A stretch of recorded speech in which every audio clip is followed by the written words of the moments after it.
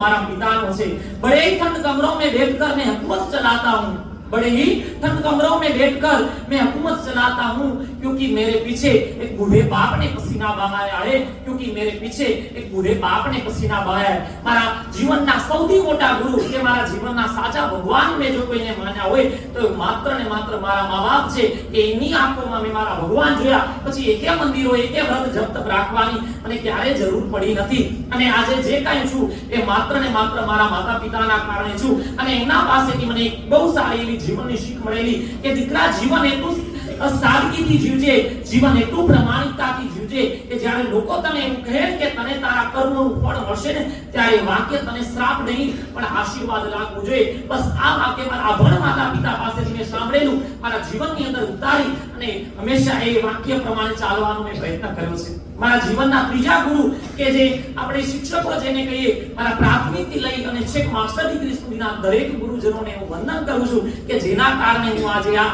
મંચ પર ઊભો રહી શક્યો છું।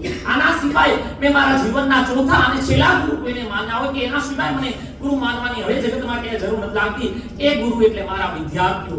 કે એવું કહેવાય કે મોટાની મોટાઈ જોઈને હું થાક્યો છું, મોટાની મોટાઈ જોઈ અને હું થાક્યો છું, નાનાની અલ્પતા જોઈ અને હું જીવું છું। એવું કહેવાય છે કે મોટું હોય એની અંદર બહુ અભિમાન હોય, બહુ અહંકાર હોય, અરે કેટલા અવગુણો હોય, પણ માત્ર ને માત્ર એક પાત્ર આ જગતનું હોય કે જે જેવું છે એવું દેખાતું હોય ને તો એ નાનું બાળક અથવા એ વિદ્યાર્થીઓ છે। અને મારા જીવનના મેં ચોથા ગુરુ કોઈને માની લીધા હોય તો ચોથા ગુરુ મારા વિદ્યાર્થીઓ છે કે હરેકની આંખમાં ગમે એટલું એ અવગુણોથી ભરેલું છે કે ગમે તેવું હશે, મને એની અંદર એક ગુણ દેખાય છે, મને એની અંદર મારું રામ દેખાય છે। જ્યારે કૃષ્ણ છે એ મથુરામાં જાય છે અને કુબ્જા નામની કુબડી સ્ત્રીને સુંદરી કહીને બોલાવે છે, ત્યારે એ સુંદરી એ કુબડી છે એ રડવા લાગે છે અને કૃષ્ણને કહે છે કે અરે કૃષ્ણ તું મારી કેવી મજાક ઉડાવો છો, મારા જેવી કદરૂપી સ્ત્રીમાં તને ક્યાંથી દેવી લાગે। ત્યારે કૃષ્ણ એને જે જવાબ આપે છે ને એ જવાબ ખરેખર યાદ રાખવા જેવો છે। એ કહે છે કે મને તારી બાહ્ય સુંદરતાથી કાંઈ લેવા દેવા નથી, તું બહારથી દેખાવ છો એનાથી મને કાંઈ લેવા દેવા નથી, પણ તારી અંતર આત્મા જે છે ને એ ખરેખર પવિત્ર છે।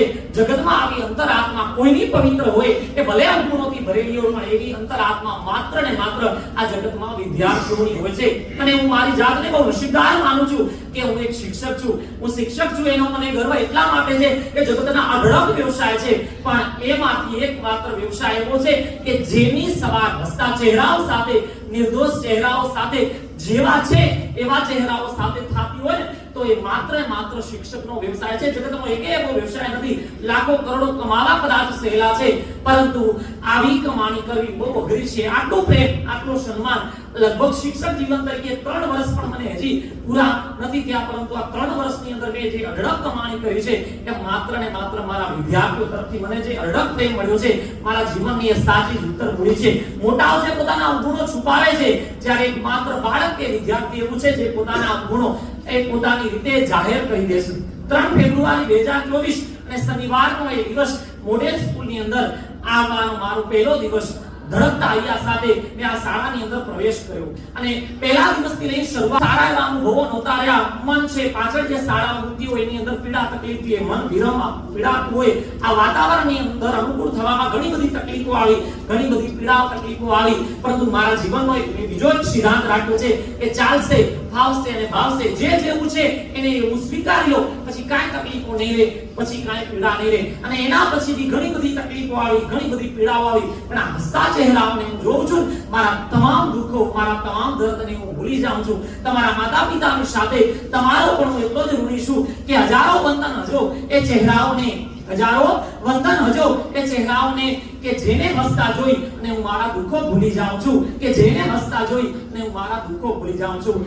મોડેલ સ્કૂલની અંદર 10 થી 11 મહિના જેટલો આ ટૂંકો કહેવાય બહુ એટલો સમય છે, પણ આ સમયની અંદર એટલી પ્રેમ, એટલો લાગણી, એટલું અઢળક સન્માન તમારી પાસે મળ્યું છે કે ખરેખર હું તમારું ઋણી છું। છેલ્લે મારી વાણીને આજ તો કદાચ વિરામ આપતા વખતે મારી પાસે શબ્દ ફૂટી પડે છે કે તમારી જે લાગણી છે, તમારો જે પ્રેમ છે, કે છેલ્લે એટલું કહીશ કે સંસ્કાર જડે સિંચેલા ફૂલ આજે ભલા વન બની ગયા। સંસ્કાર જડે સિંચેલા ફૂલ આજે ભલા વન બની ગયા।